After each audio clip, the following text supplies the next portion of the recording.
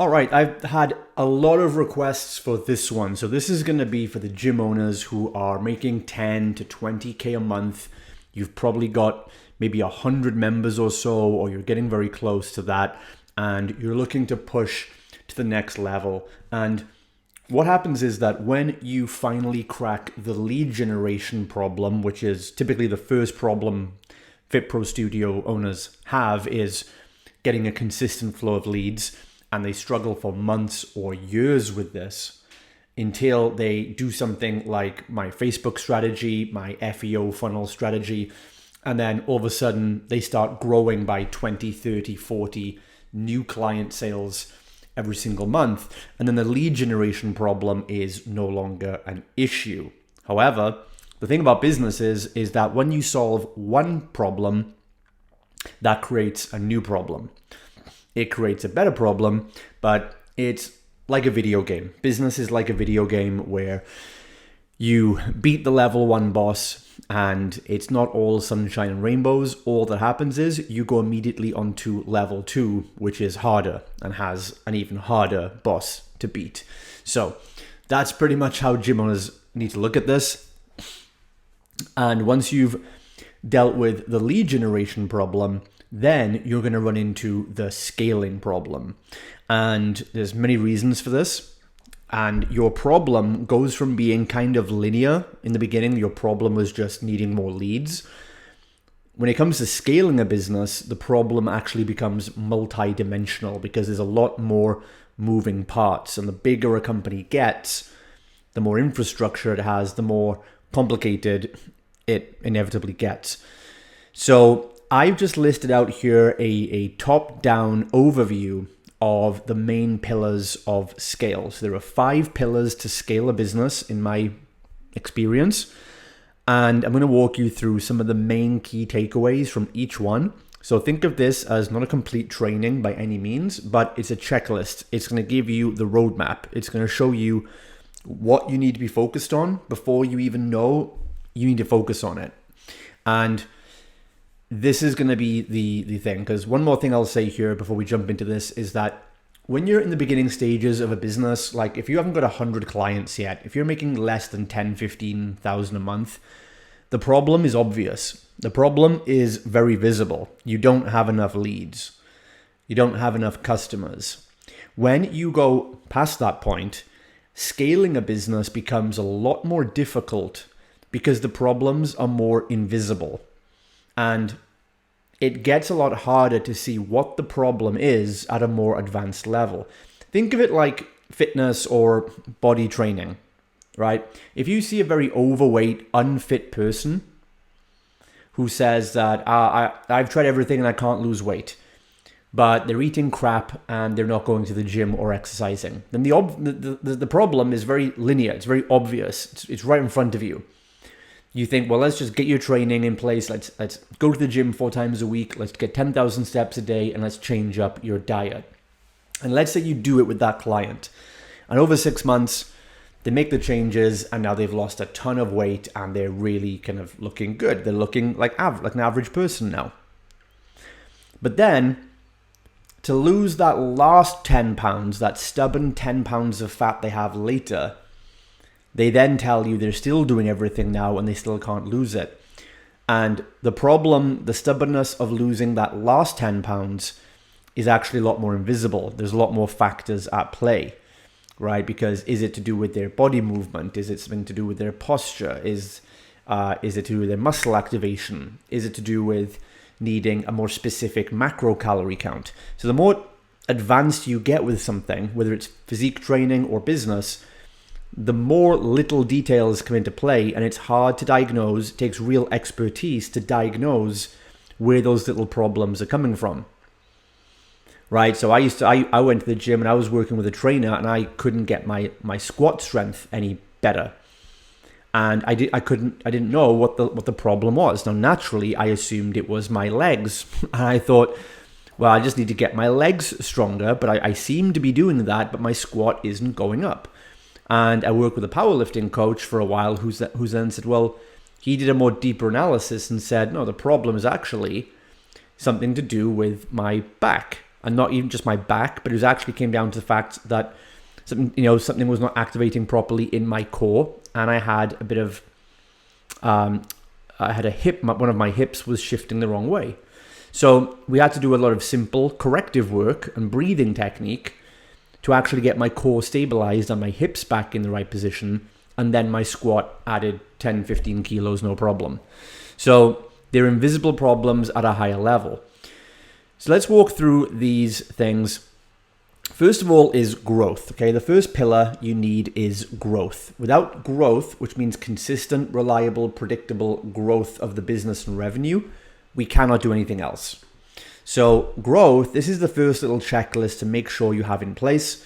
And if you're doing 10 to 15K a month, you want to make sure, first of all, this is the easiest fixes. You have a high ticket offer in place. Make sure you've raised your prices to the highest you possibly can. You need to be positioned as premium in your market, because having a high ticket price allows you to liquidate all your ad spend, allows you to give sales commission.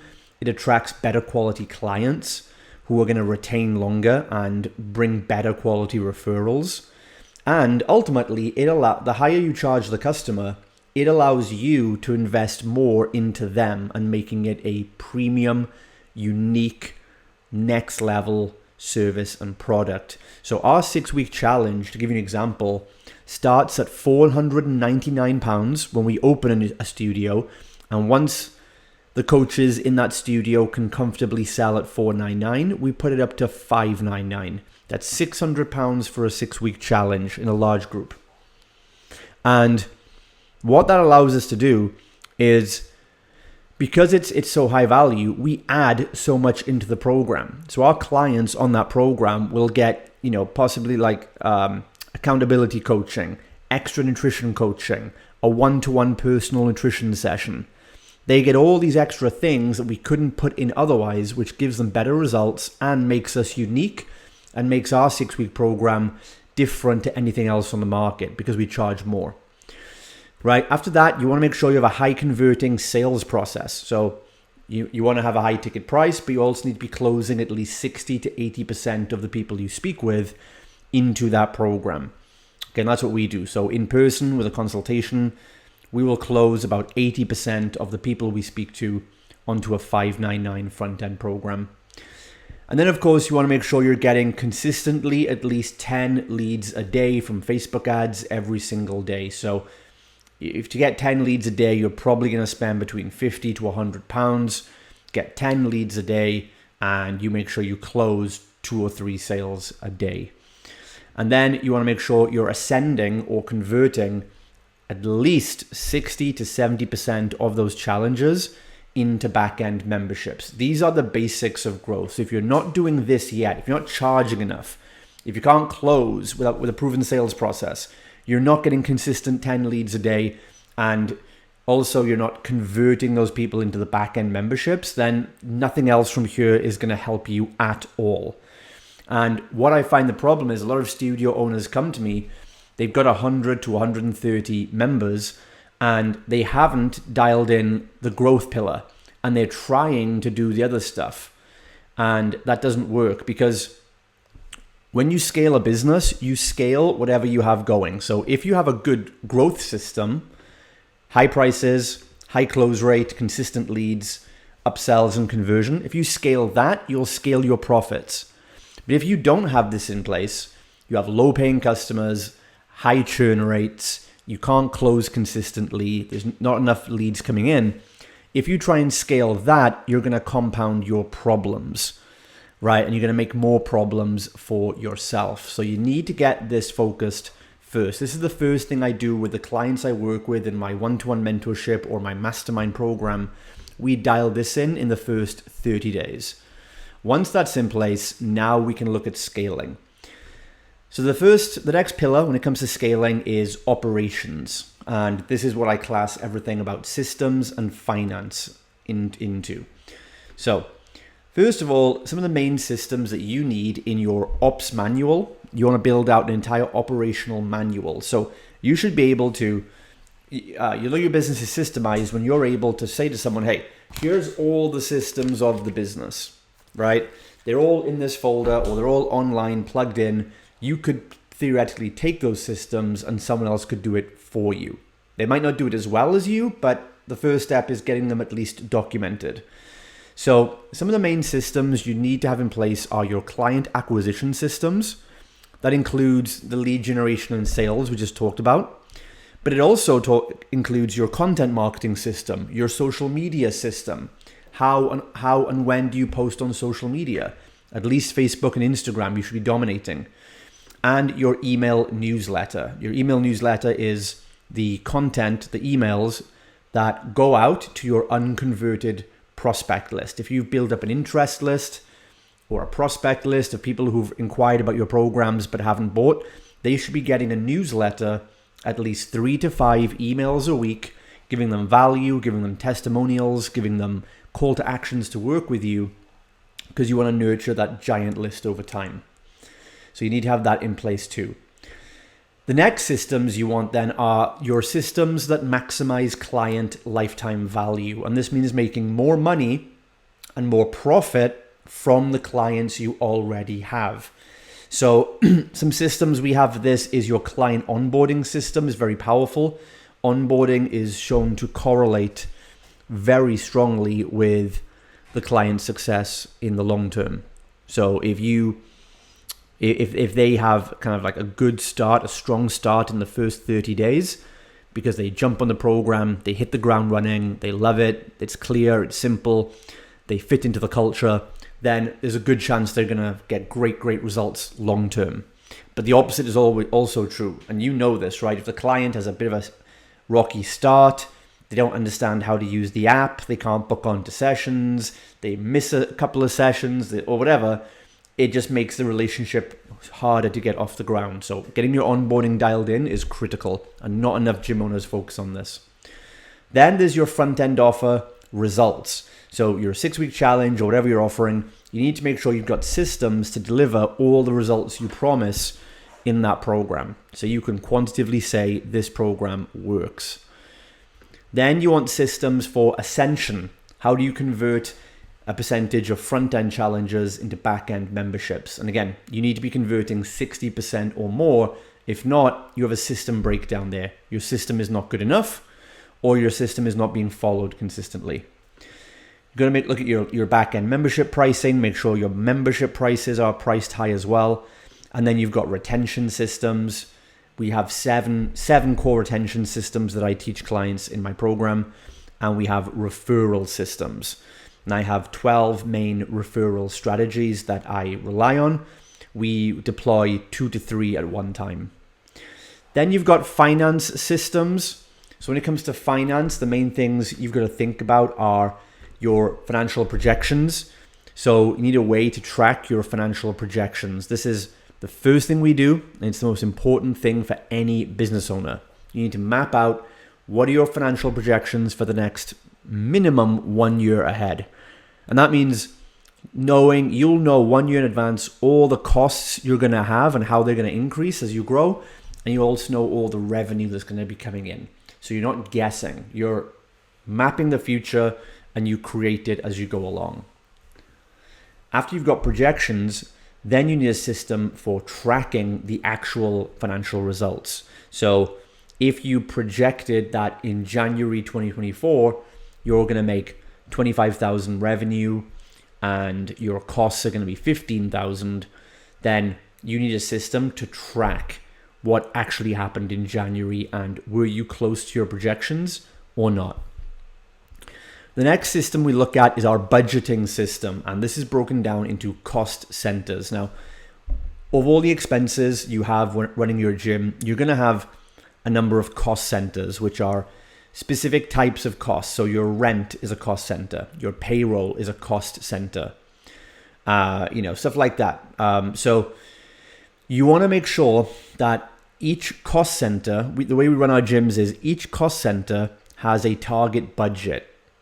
Meaning we know that each cost center should only cost as much as a certain percentage of the overall revenue. So for example, let's just say payroll, right? So we might have a cost center payroll budget of 30%, meaning Our payroll, the amount we're paying for salaries, should not be more than 30% of the gross revenue we're collecting.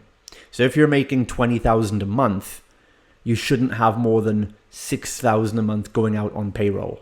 If you had more than that as a percentage, then that cost center is bloated and you need more efficiency there. Then, of course, systems for tax. Are you putting tax aside in advance? Are you calculating taxes as you go along so that when a tax bill arrives, you've already allocated the money aside and you pay it easily without having to jump into your savings like most people do?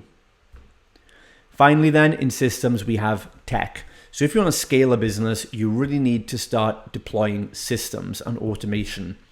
You can go without tech for the first 40, 50, maybe 60 clients, but that's where you're going to get stretched. And gym owners that have 100 clients, they make 10 to 15K a month, but they're totally burned out because they're not using enough tech and they're still trying to coach 60, 80 clients the same way they coached 20 clients.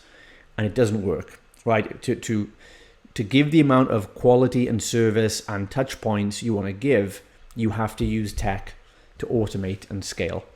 So a couple of tech softwares you need to have in place are your customer CRM, the place where you actually take your customer info, process payments, have them book their sessions, track their attendance, things like that. You'll need a HR system at some point. So somewhere for your staff to make a rota, to manage staff communication, things like that.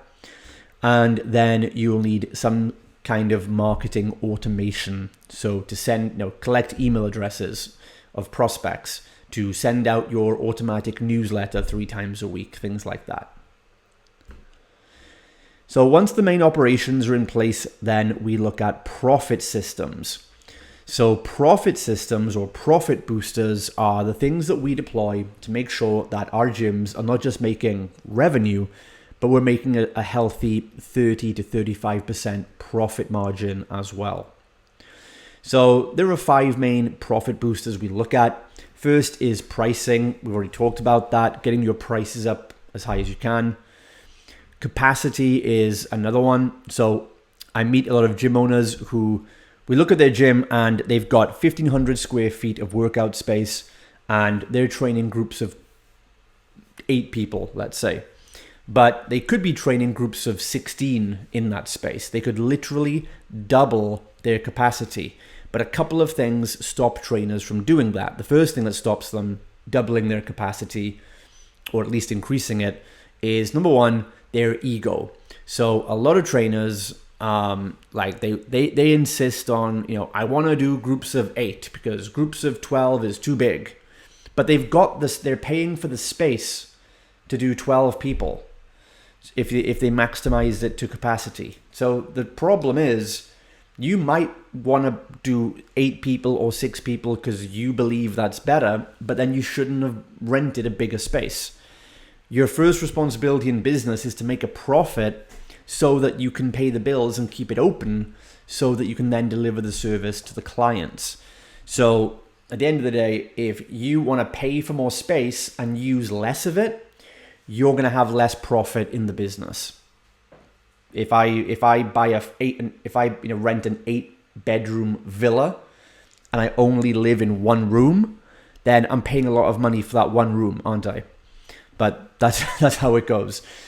So that's ego is the first one. The second reason fit pros don't increase their capacity is lack of just general structure. Like they just put squat racks in the wrong place. And if you move equipment around, it can free up a lot more space. And also workout programming. You can do more effective programming. Like for example, we set up our sessions so we will have 4 people working around one squat rack. Right, you can have a squat rack can be a 4-person workout station if you know how to program effectively. So my background is in athletic strength and conditioning. We used to train 30 rugby players to all do weightlifting, Olympic lifts, circuits. And so we got very efficient at learning how you actually get people to do advanced exercises in a very compact way. So leveraging your capacity allows you just to make more money for the same rent and you make more revenue and profit per square foot of space, that's where profit comes from. Next, we've got efficiencies. So this means basically cutting back on unwanted costs. So every month you want to go through your P&L and look at line by line every single thing you're spending money on and ask yourself, is this really a cost that's necessary or is it an investment? Okay, your three biggest investments are going to be marketing, rent, payroll, and mentorship. These are four things that you should be, any business owner should be paying for. You're going to pay for rent for your studio, I guess, right? Or a mortgage if you buy it. You're going to pay payroll, whether that's your own or for other people. You're going to pay for marketing because you need to have your growth system in place. And if you're an entrepreneur worth his salt, you're going to be getting mentorship from someone, because why would you try and do this alone? That's the craziest, most irresponsible thing to do. So you'll have a mentor. Now, you have to then make sure that those four investments are making you an ROI. Okay, and if they are, great. Keep plugging them. Do more of it. Then anything else that's not one of those four investments is a cost.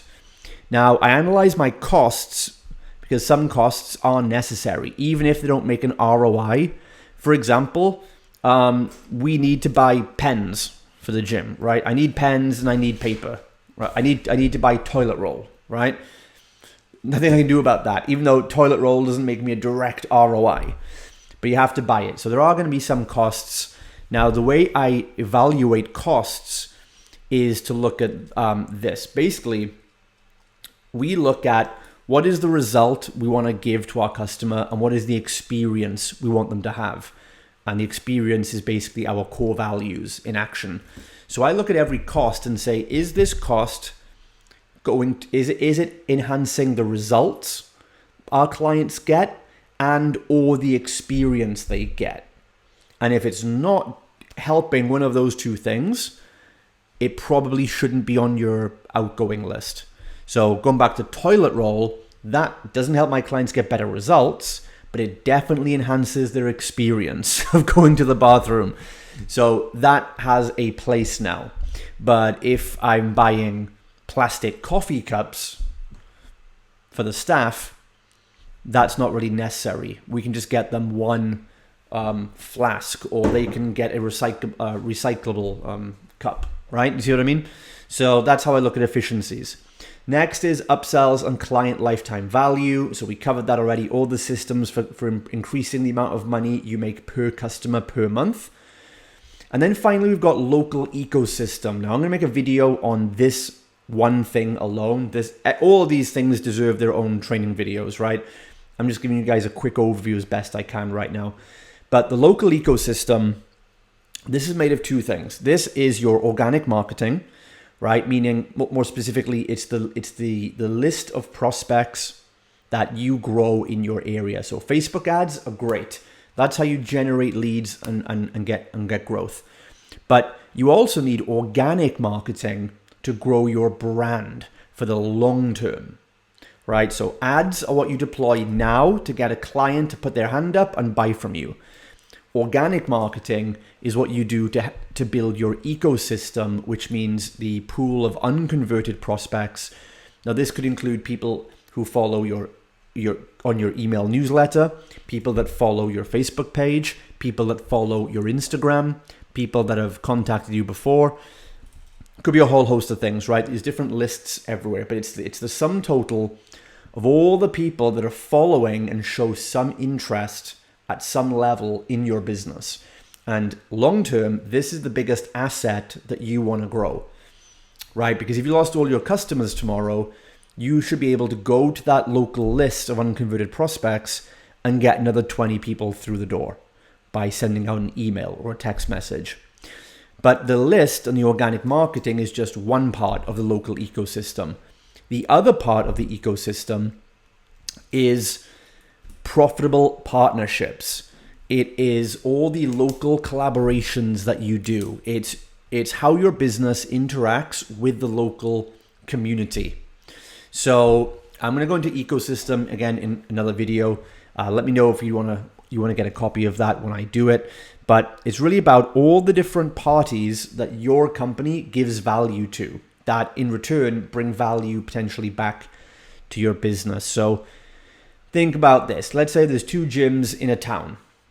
They both run Facebook ads. They both have a 6-week program. They both have basically they have everything we've covered so far. They both have it equally, right? So what makes the difference now? The one business of the 2 that will have the advantage is the one that builds their ecosystem, meaning both the gyms have they have huge LTV, they have super low cost efficiencies, they maximize capacity, they charge more money, they both run Facebook ads and grow by 50 clients a month. But one of the gyms has a stronger ecosystem, meaning they have a list of 10,000 people reading their newsletter 3 times a week. And they're well connected with 40 local businesses, charities, and associations who all vouch for them, who promote them, and refer all their partners and clients to them. Which gym is going to do better, right? It's the one that ultimately has that edge of the local ecosystem and is known and loved and admired in the community. Think about would your gym be missed by the entire community if it had to close down? Would charities be disappointed, right? Would parents be upset? How many other businesses and associations and groups of people does your business directly impact outside your client base? When you build those roots in the community, your community will come back and help you as well. All right, just getting back on track now. So that's the 3 first pillars: growth, operations, and profit. Next, we have then recruitment. So now you've got the systems and you're growing consistently. You know that you're going to get more and more clients in. You've now documented all the processes, so you know the systems that need to be deployed, and you know that you have profit coming in. You've maximized the levers of your company, and now there's profitability, which means you can reinvest this profit into hiring people. And this is now when you can start to hand over the reins of the operations, and they can start doing the things for you. They can start doing the coaching for you, the sales for you, managing your ads for you, posting content for you, maybe doing some local outreach for you. So when it comes to recruitment, this is pretty much where the bulk of your focus is going to be as a CEO as you grow the company. So once you have got an effective client generating funnel in place over here, now you need to create an effective employee attraction funnel. And the principles are very similar. I always say that once you are scaling up, your team become your new clients, meaning your job used to be to attract, convert, and retain clients. Now that will become your team's job. Your job now becomes to attract, retain, and convert team members, and not just any team members, but the best talent in the local area. So the first system you need to hire people effectively is an organizational chart. You need to know what structure you need, what roles do you need to hire for, and when. That's what the org chart essentially tells you. So the first thing we'll do with our gym owners is put together the org chart so they can say, hey, when I'm at 150 members, this is the team structure I need. I need 2 coaches here. I need 1 part-time coach. I need an admin person. I need a salesperson. And then we can see if what that collective payroll is going to come to, we map that onto our financial projections to see if it makes sense. Our financial projections say, yeah, at 150 members, based on the revenue and the costs, you're going to have this much profit. And that will either allow you or not allow you to pay for the team structure you would need. And so this is how we plan out and smoothly grow the business, because we know when we need people, we know how much money we're going to need to pay them. And our projections tell us if we're going to be on track to do that or if we have to change something. And this is how you'll be hiring people proactively, not reactively. Next, then, you need job roles and KPIs identified. So KPIs are key performance indicators or critical metrics. So you need to know for every job role you bring into your business, whether they're doing sales or coaching, you need to know, they need to know as well, like what is the job role, what are the responsibilities, what are the requirements, and ultimately, what are the KPIs? What are the performance metrics they're going to be judged on? I much prefer that a team member has 3 to 5 KPIs to meet than just giving them a load of tasks and saying, you have to do Your job is to coach sessions and post content and check in with clients and clean the bins and da. It's much better to have strong KPIs that they'll be responsible for, because then we can objectively measure their performance against the targets required for that role. And therefore, if they're not performing and you need to get rid of them, it's justified. It's not like, oh, I don't feel like you're doing so well. You can show objective data that they've not been performing. And the same thing when it comes to promoting people, because sometimes we promote a team member who's doing really well. We make them a senior coach, might make them a manager, or maybe a salesperson you give more commission to. And if you're not doing that based on objective data, then other team members can sometimes think that you just have personal favorites. So rather than saying like, oh, I feel like you're doing a good job, so here's a promotion, again, we can objectively say, these are the KPIs of the role and you're exceeding them for 6 months in a row. That's why we want to give you this promotion, and that makes sense. So KPIs keep everything objective, which makes termination and promotion a lot more better in your company. Next, we have employee branding. This is going to be a whole other video as well. Employee branding is essentially how you market and attract personal trainers or the best talented people to want to work for your company. So the first thing you have to think about when you want to hire someone is, what do they get out of it? What's in it for them? Remember, these are your new customers. You have to attract and sell these people on working for you. So when I talk to most gym owners who struggle with employing people, it's always the same thing. They say, I say that they want to attract the top talent, the best coaches in the area. And I ask them a simple question. They say to me, like, how much shall I pay them, right? And I say, before you ask that, before you ask about what you can pay them, the first question you have to ask is, why should the best, most talented coaches in this city choose to work for you and grow your business rather than all the other options, including working for themselves? And if you do not have a smackdown answer for that, that's why you struggle to attract the best staff. Because you already do this for your clients, right? Your prospects. You tell them why choosing to do your gym program is the best option out of everything around. And you have to now just do the same thing when it comes to employees or staff. And until you can answer that and set up your company and brand your company to attract these people in, you're not going to find good, talented people. And unfortunately, the difference between poor companies and great companies is the level of rockstar talent they have working for them. They can attract, convert, and they can retain top people. And if you can't, again, with everything else being equal, the company that does this is going to kill you. Then you have a recruitment funnel. So the next part of the checklist, you need to build a recruitment funnel. Once you employee branding, if that's like your offer, let's say, that's how you position yourself to show a trainer why they should consider working with you. The recruitment funnel is then just like a client funnel. It's the steps they will go through to automatically draw those prospects in, or candidates as we call them. Then you're going to have an interview and selection process. So you need to know all the red flags and all the green flags to find in people. Interviewing will be one of the biggest skills you learn as a CEO. And you have to learn, when people are bluffing, when they're making stuff up. And you have to learn to spot potential beyond what the person is saying or beyond what credentials they have on paper.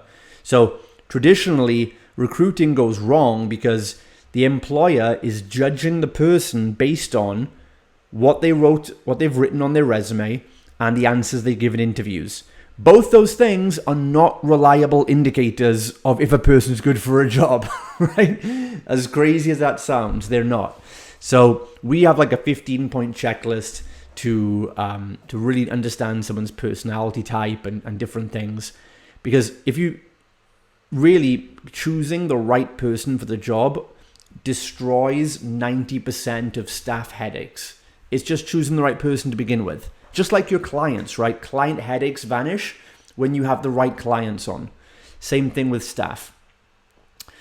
Now, once you've chosen the right staff, the next step is onboarding. So just like with clients, your staff need to hit the ground running and have a good experience and overcome any buyer's remorse. They've committed to you. You've got to make them feel like part of the family. You've got to help them be clear on what their job role is and their KPIs. And they've got to be inspired and invested in working for you in the company. Then we have systems for staff development. Okay, so how do we develop our staff over time? How do we progress them? How do we coach them? How do we mentor them? We have staff communication, which is all about how do we keep in touch with the team members, sorry. So what team meetings are you going to have? How often are your team meetings going to be? How long are they going to be? What's the agenda or the template for each one? What do you do with the information after a team meeting? How do you check in with team members individually? Right? So many different things like that. And finally, we've got some of the legalities and the ethical processes around promotion and termination. So I've already mentioned one thing earlier, which is having objectivity. You've got to give objective data for why you're hiring or firing someone. But it also goes deeper. You want to make sure that you're doing this ethically. You need to make sure is it the right time to fire someone? Is it the right decision? How do you promote someone? What kind of raise do you give them? And you want to make sure you're following all the legal and proper channels so that someone doesn't come back and throw a lawsuit at you. Okay, so a lot there in recruitment. It's a whole other thing, but you need to learn all this if you're going to be an effective manager of people. And then finally, the bow that ties all this together is leadership. Now, leadership is a big, vague word, I know. So we have broken this down into 6 core things that really make up an effective gym leader. Ultimately, I want you guys to remember this. The goal of a leader, your goal as a leader, is to create future leaders. Because you want to make future leaders who can lead the gym for you. And they can go and hire staff for you. And they can train the staff for you. And they can train staff who can train future staff. Right? You want to create leaders that create leaders. That's the whole point of you being a leader. So, if that makes sense, then if your job is to teach them the skills of being a leader, because leadership is a skill, it's a collection of skills, you're not born with it. It's a collection of skills. It's not down to personality type or anything like that. There's all different types of personalities, and they can all lead in their own effective leadership style. And, if your role then is to teach someone what is their leadership style and what are the leadership skills, doesn't it make sense that you first have to know your leadership style and you have to have your own leadership skills? Yet, when was the last time you've put time and effort and money into learning specific leadership skills? Okay, you have to learn the skills. Okay, so part of that, number one, as a CEO, your job is to hold the vision for the company. You have to map a big vision. You have to have insight into the future and know where things are going. And you have to enroll people continuously into that vision so they stay inspired to work with you. You've got to have the core values laid out. The core values are the guiding principles of how you make a decision in a company. And then culture is something that we actually quantify and systemize. Culture is your core values in action, demonstrated and quantified. So we turn all of our core values in the gym into specific actions that our team members will do for the clients on a daily, weekly, monthly basis. And then every 90 days, we'll have a client anonymous survey where we survey all the clients in the gym and ask them how well we've demonstrated the core values. And we get subjective data and we get objective data on that as well. So we get actual rankings and satisfaction scores. And we also get subjective feedback and descriptive notes and things like that from clients. So we then see if our core values are effective and if they're being demonstrated by the team. The next part of leadership then you've got is emotional intelligence. Now, emotional intelligence is a construct of 5 different qualities, but to keep it short on this overview, ultimately, emotional intelligence is all about how you can be aware of and regulate your own emotions so that you may then understand and help regulate the emotions of other people who work for you and be a more effective leader, because an effective leader is the one who inspires those working with them to do the behaviors that get the best outcomes. Okay, so that's emotional intelligence, learning yourself how to regulate your emotions and how to do that for other people. So next is business intelligence. Business intelligence is your ability to have 3 skill sets. Okay, so it's 3 things. Business intelligence is comprised of your level of hindsight, insight, and foresight. And the more of these 3 things you can develop, you're going to be a better strategic leader. So the best leaders have all 3. Hindsight is being able to look at the past, look how the industry got to where it is, so we can learn from the past and predict how things might go forward. Foresight is the ability to look forward and see what trends you think are coming up, what opportunities and threats are there on the horizon for the company. AI, for example, if you can see foresight and have a good predictor of how you think AI could be an opportunity for your business, but also where it could be a threat, you're going to be the leader who's better positioned to take the right actions now in order to maximize opportunities or to mitigate threats in the future. That's what we did in lockdown. So in the lockdowns, we had the hindsight to look at, to know that, when recessions happen, you need to stockpile cash and do some other things. I learned from other people's experience and from prior recessions I'd been in that allowed us to save up cash in advance before the lockdowns hit. Then we had foresight to look at, well, where's the industry going to go from here? And we knew that a lot of gyms would be going under, they'd be giving away their assets. So we decided to start buying up, doing mergers and acquisitions of other gyms. And so when the lockdowns ended, we came out not with 2 gyms, we came out with 7 gyms. That's using foresight. And finally, the third one is insight. Insight is the ability to know what to do and prioritize now. So you've got hindsight, insight, and foresight into the future. That makes up business intelligence. Emotional resilience then, the final one on this checklist. Emotional resilience, I think, is the number one thing for any entrepreneur. Emotional resilience is simply your ability to tolerate stress and still function competently. That's the distinguishing factor. So stress, crisis, uncertainty, all these things stop you making the right decisions, because stress, fear, and these kind of things and heightened hormones and emotions basically shut down your cognitive abilities. You get stupider the more afraid and stressed you are. So the problem is, in business, when the biggest threats hit us and we're most stressed and we're most fearful, like a recession, like a lockdown, like a new competitor opening up just down the road from us, who's bigger and better than us, or a vital team member leaves, or your gym burns down, or whatever it might be, these huge crises are the things that give us the most stress and fear. Yet these are the times you have to be the best strategy and decision maker, and everyone looks at you to stay calm and make the best decision. So ultimately then, the most effective leaders and CEOs are the ones who can, in the midst of crisis,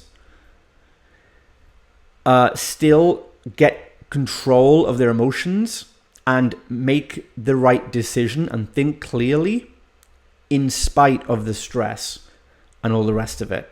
Okay, it's not how to eliminate stress from your life. You're not gonna like sail through your business life as like a Zen monk or like Eckhart Tolle. Everything is fine, right?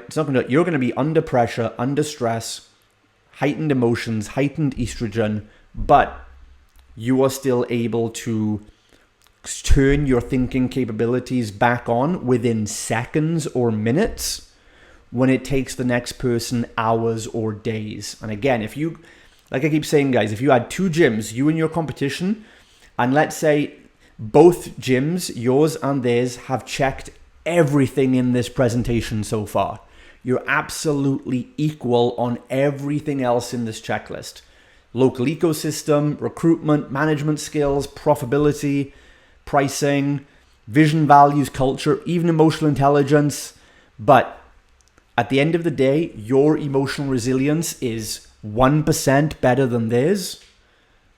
Then when that lockdown happens, or that pandemic happens, or that recession happens, you are going to have a 1% edge and make a better decision long term than the other person.